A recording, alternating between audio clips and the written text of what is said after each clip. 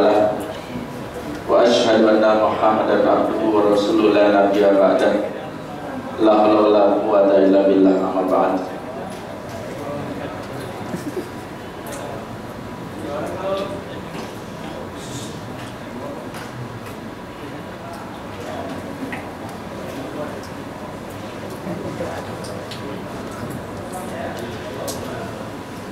Ikhwatal kiram, bapak-bapak, ibu-ibu yang dimuliakan Allah, alhamdulillah di siang hari ini kita bisa berkumpul bersilaturahim di tempat yang mulia ini. Mudah-mudahan selalu dalam rangka ketakwaan kepada Allah, dan juga kita bersyukur diberi kesempatan untuk senantiasa mengkaji ilmu Allah yang sedemikian luas, dan mudah-mudahan dengan ilmu ini Allah meninggikan derajat kita di dunia dan di akhirat, dan mudah-mudahan semangat kita ya hari ini selalu gembira, dan saya melihat senyumnya masih menandakan saldo di rekeningnya masih banyak, insya Allah. Utang-utang dan bayar semua, insya Allah ya Pak. Insya Allah segera naik haji, insya Allah. Yang belum naik haji naik angkot dulu juga. Pertama kali saya minta maaf atas kelambatan. Saya tadi ngisi kajian parenting di Gunadarma, Universitas Gunadarma, dari jam 9. Saya minta setengah 11 berangkat. Ternyata banyak prosedur acara gitu ya. Dan saya udah minta mas supir saya supaya ngebut sengebut-ngebutnya. Ternyata sampai zuhur baru sampai di Sudirman. Jadi saya langsung naik ojek kemari ya. Alhamdulillah, mudah-mudahan tetap bisa berbagi. Ala kulli hal, kali ini kita berbicara tentang tema tanah surga dan rumah kita. Hal ini terkait bagaimana tugas dan peran kita, khususnya sebagai kepala rumah tangga, agar menciptakan suasana yang nyaman di dalam keluarga kita ya. Hal ini yang membuat akhirnya setiap penghuninya betah berada di dalam rumah. Tentu kalau kita pahami bagaimana kita menciptakan keluarga yang layaknya surga, kita mengingat kembali bahwa pernikahan pada dasarnya bukan sekadar janji sebagaimana janji kita dengan orang lain, tapi pernikahan pada hakikatnya adalah upaya memenuhi bagaimana hak dan tanggung jawab kita. Belum keluar ya? Sampai mati itu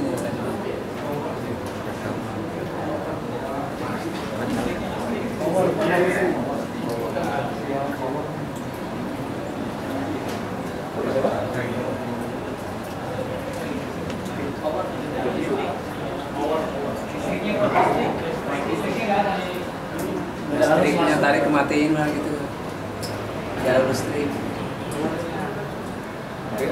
Ya.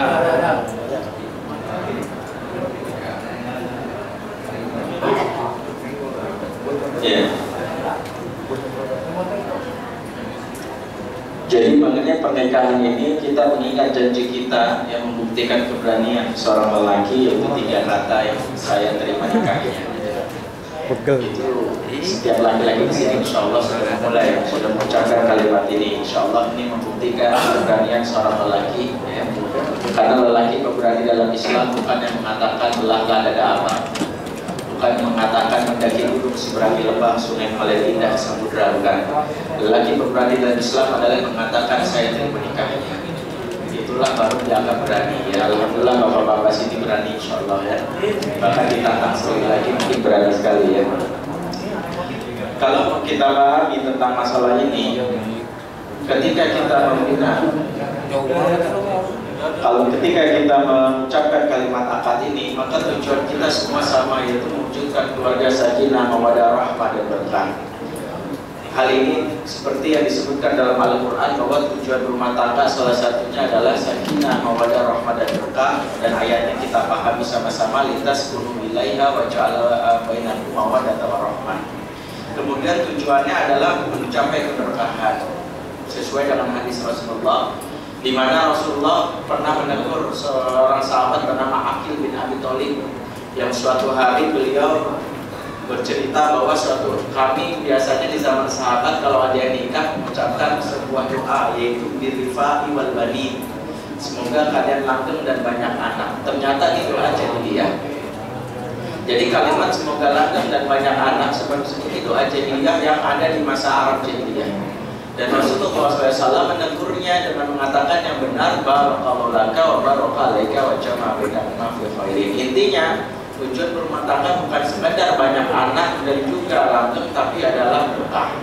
Apalah artinya kalau ternyata setiap hari mungkin akur tapi tidak ada aktivitas spiritual, akhirnya terpisah nanti di akhirat.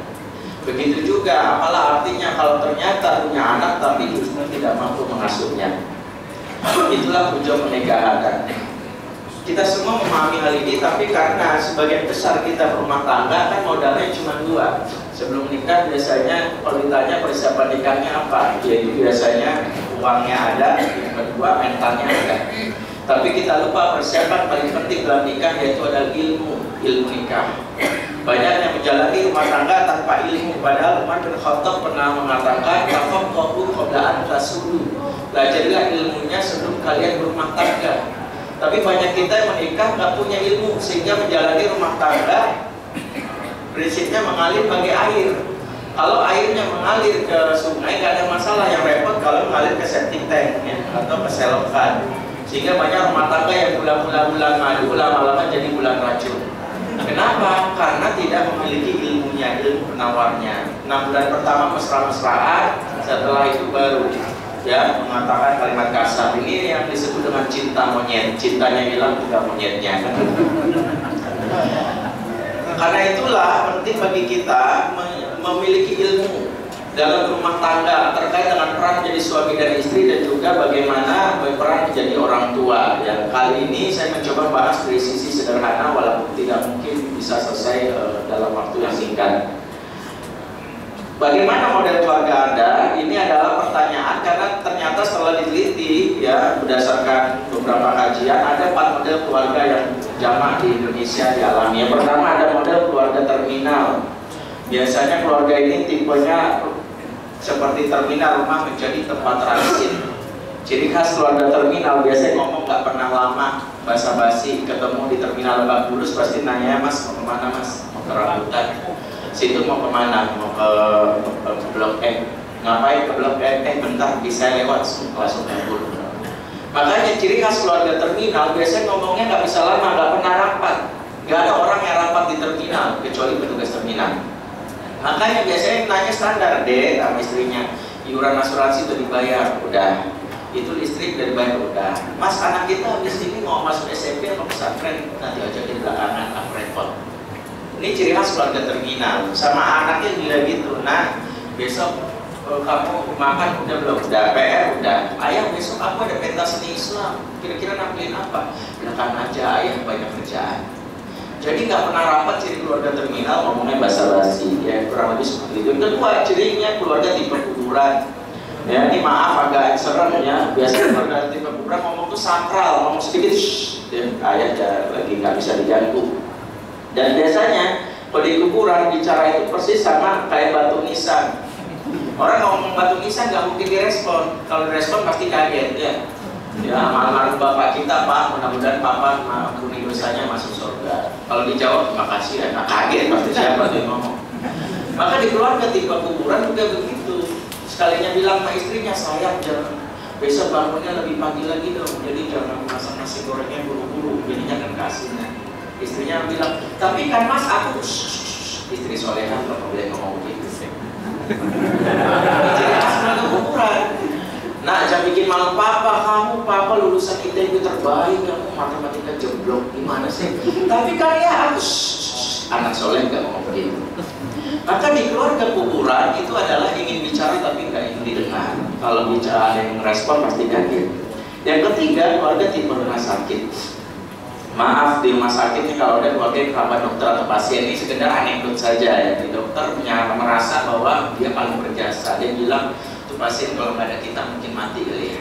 Dia masih bertahan hidup karena kita yang menolongnya."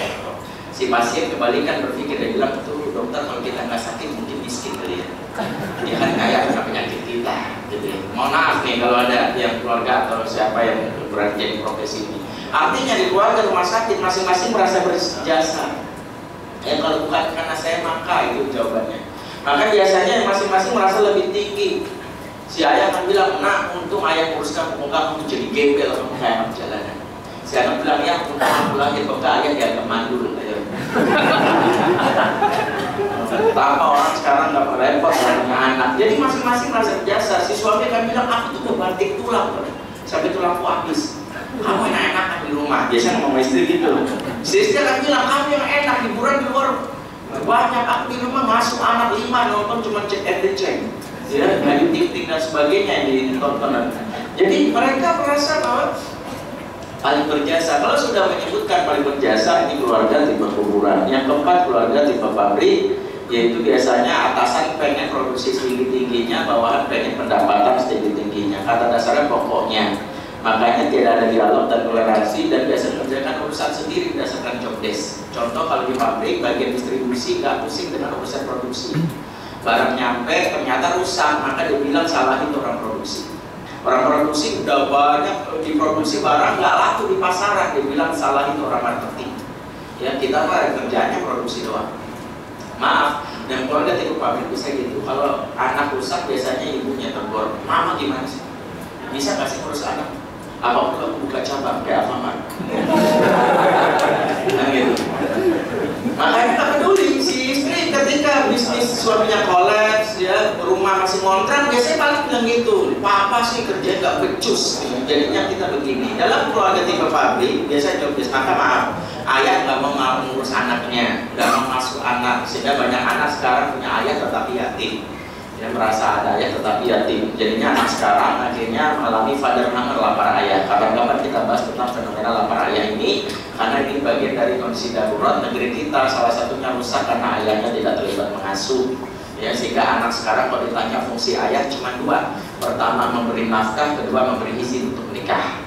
Ya, sehingga banyak ayah yang tidak tahu kapan pertama kali anak laki-lakinya mimpi basah. Ini krusial. Banyak ayah nyuruh anaknya sholat subuh, bangun. Ayahnya nggak tahu kalau anaknya lagi mimpi ketemu jubek, ya. Dan disuruh sholat subuh, mohon maaf, apa yang terjadi? Dia nggak mandi junub, sholat subuhnya tidak sah, dan dia baru dapat informasi mandi junub di kelas 2 SMP. 4 tahun dari kelas 5 SD sampai 2 SMP, dia tidak tahu mandi junub dan berkali-kali mimpi basah. Berapa tahun si ayah menanggung dosa? Karena tidak pernah berdialog dan berkomunikasi sama ayah anaknya, padahal dialog Quran tentang pengasuhan lebih banyak bicara ayah dan ibu ayah dan anak dibandingkan ibu dan anak. Kapan-kapan kita bahas tentang hal ini.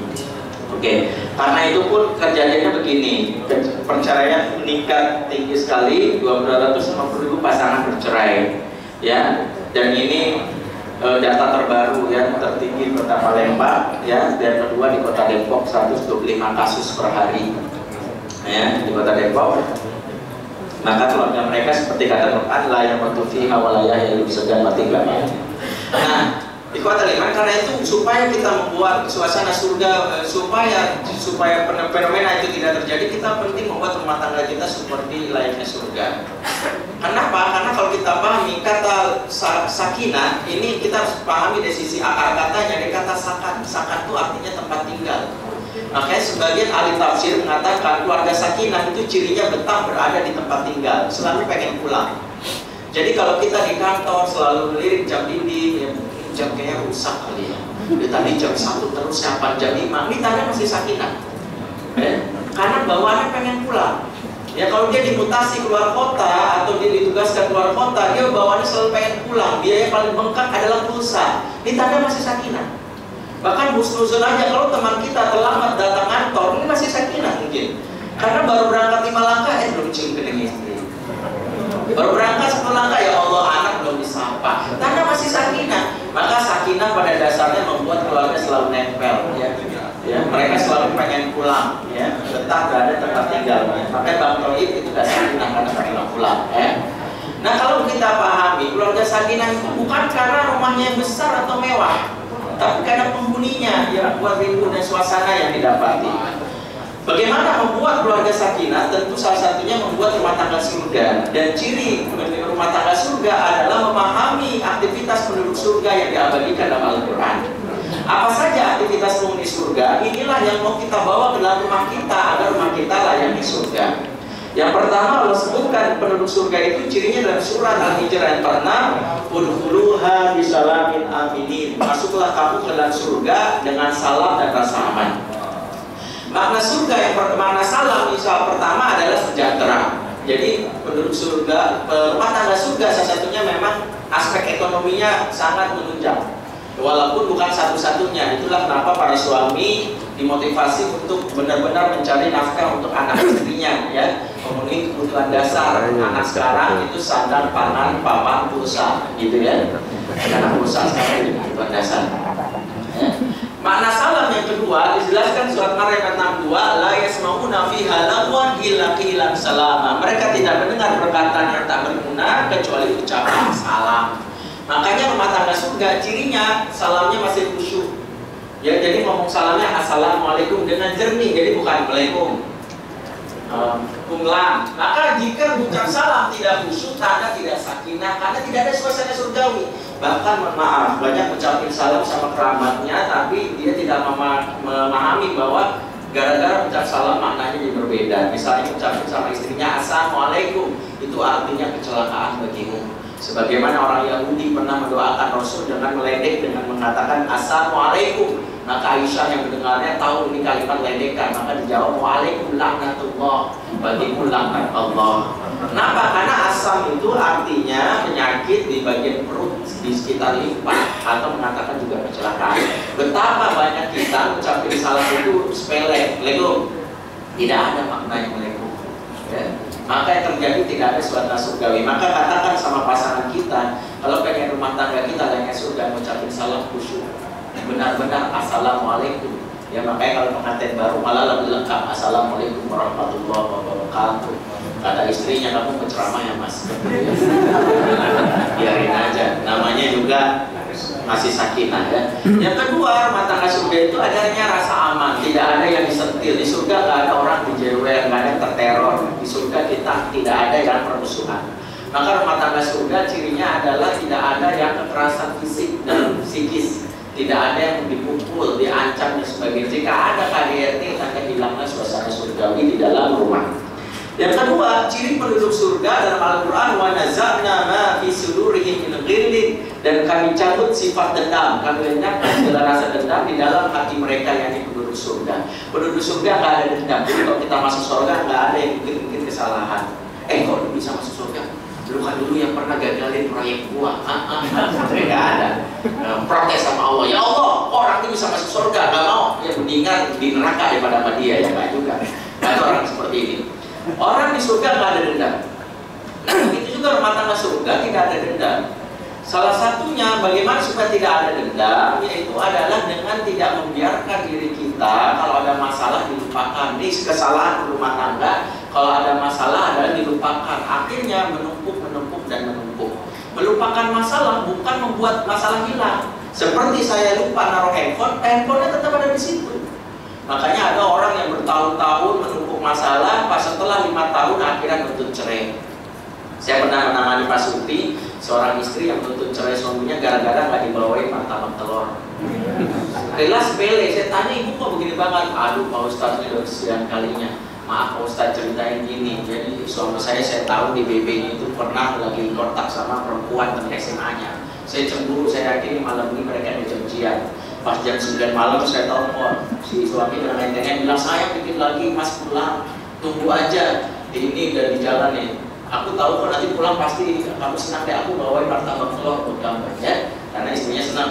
Pokoknya tenang, tunggu aja ya, bawain mas nanti.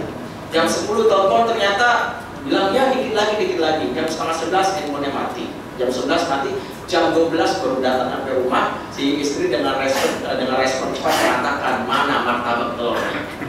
Si suami dengan kaget bilang, aduh lupa, mana di jalan kan juga ada sepi, sekarang jam 12 udah gak ada lagi. Kata istrinya, mas ini kesekian kalinya kamu bohong, berkali-kali kamu janji, ternyata kamu bohong lagi, aku capek. Udah cerai aja, ini udah ke-100 kalinya. Jadi betapa banyak kita yang menurut masalah, akhirnya saat pemicunya sedikit meledak jadi cerai. Karena itulah selesaikan masalah segera dengan bicara. Yang ketiga, penduduk surga itu dalam Quran cirinya ikhwanan ala sururi mutaqabilin. Mereka duduk merasa akrab, bersaudara, berhadapan-hadapan di atas lipat-lipat.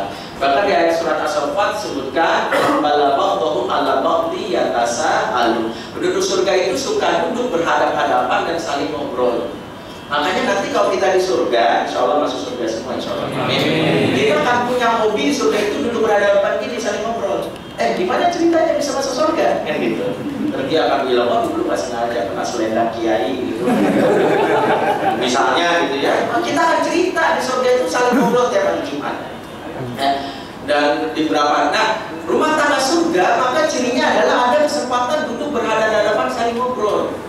Maka salah satu yang membuat rumah tangga itu merasa seperti neraka, khususnya bagi istri, ketika suami pulang gak sempat lagi meluangkan waktu untuk ngobrol. Akhirnya dipendamlah dalam jiwanya, lama-lama numpuk. Akhirnya refleksnya ke anak.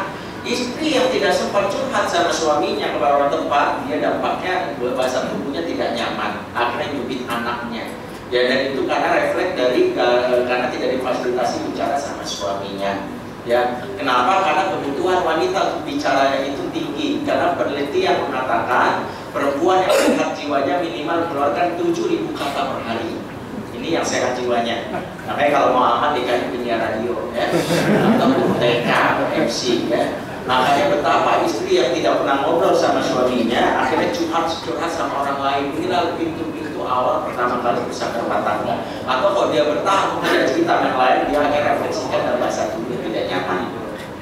Makanya lihat ciri melihat bahwa istri kita punya atau pasangan itu punya gejolak di hati lewat tatapan matanya, ya. Jadi kalau rumusnya gini, jika tidur sudah berbalas punggung, mata tidak berani menatap mesra pasangan, tanda ada hati yang terluka. Ya, jadi kalau mata pasangan itu gak berani, mata kita ini serius. Suatu hari saya menangani Pak Sutri yang sudah sepuh 65 tahun, si suami berkeluh kesah, istrinya gak mau melayani kebutuhan biologisnya. Akhirnya konselinglah berdua. Si istrinya saya tanya, emang suami ibu gimana? Orangnya baik kok, dia orangnya lembut, bla bla, semua kepengen sembuh. Suami bilang, tapi kenapa sih kamu gak mau diajak begituan lagi? Kata dia, kita udah tua mas, begituan terus yang dipikirin dah, akhirat deh gitu. Si suami bilang, saya kan masih bergairah. Akhirnya saya pikir ada masalah yang belum selesai. Saya suruh suami istri ini berhadapan-hadapan, layaknya anak ABG, itu saya suruh saling memandang. Suami dengan mandang yakin ya, sekaligus nafsu memandang istrinya. Sementara istrinya justru menunduk, selalu menunduk. Saya bilang, ibu pandang suami ibu. Dia bilang, enggak kayak anak ABG aja. Ibu pandang, ibu enggak, mas Pak Ustadz, apa kayak ABG, ini kan kayak ABG. Udah, saya pikir dia gak nyaman. Saya suruh bapak ini keluar. Saya bilang, ibu, berapa tahun ibu menanggung kecewa sama suami? Enggak, saya baik. Bla-bla, disebutin kebaikannya. Saya bilang, mata ibu gak bisa bohong. Ibu mau selesaikan hari ini atau ibu menanggung derita selamanya. Baru lagi cerita 3 tahun belakangan, dia merasa belakangan. Semua itu terungkap ketika kita tahu mata si istri tidak berani menatap mata pasangannya. Perhatikan, jika istri kita sudah mulai malas pada muka kita, entah mungkin karena wajah kita di bawah standar SMI, ya. Tapi perhatikan, mungkin karena kita pernah seperti dia. Ya, ini rumusnya. Yang keempat, ciri rumah tangga di surga adalah adanya rasa gembira dan tidak bosan. Ulu atau wazir juga bifarihin. Masuklah ke rumah surga dan kamu akan digembirakan. Makanya suasana tawa itu lebih sering dalam rumah tangga surga. Penelitian mengatakan jika kita mampu bertertawa, ya, di dalam rumah itu ada 180 kali tawa, insya Allah itu suasana harmonis. Ya, salah satu menumbuhkan keakraban supaya ada tawa adalah namanya permainannya gelitikan. Dan ini menumbuhkan keakraban antara Mas Sutri atau orang tua dengan anak. Ketika hidup bosan, ya, tidak ada kejutan, maka ini suasana surgawi hilang. Kalimat I love you diucapkan tapi tidak ada variasi. I love you 20 tahun ngomong I love you nggak ada perubahan. Maka dia bilang, bosan mas. Kalau mau bikin variasi, jangan ngomong I love you, tapi tulis I love you pakai uang 100 ribuan. Jadi tempel, si istrinya akan teriak, wow, kamu romantis sekali. Kenapa nggak tulis namaku I love you Adita, gitu. Lebih banyak lagi uangnya kan. Jadi inilah variasi. Maka suasana bosan di dalam rumah pemicu pertama yang namanya penyalahgunaan penyimpangan perilaku. Penelitian waktu saya ikut konferensi ayah di Singapura bulan Juni tahun lalu, disebutkan bahwa anak-anak yang kena narkoba dan pornografi bukan anak yang nggak pernah sholat, tapi anak-anak yang bisa jadi rajin sholat tetapi hidupnya bosan.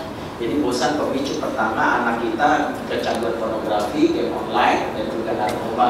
Karena datar-datar aja, ayah pulang dan ibunya pulang, pertanyaannya standar, makan belum, udah belum, PR udah belum. Jadi ini pertanyaan yang buat anak bosan. Sekali-sekali anak butuh variasi dalam berinteraksi sama mereka. Yang kelima, karena waktu terbatas, di dalam rumah tangga surga gak ada kalimat negatif.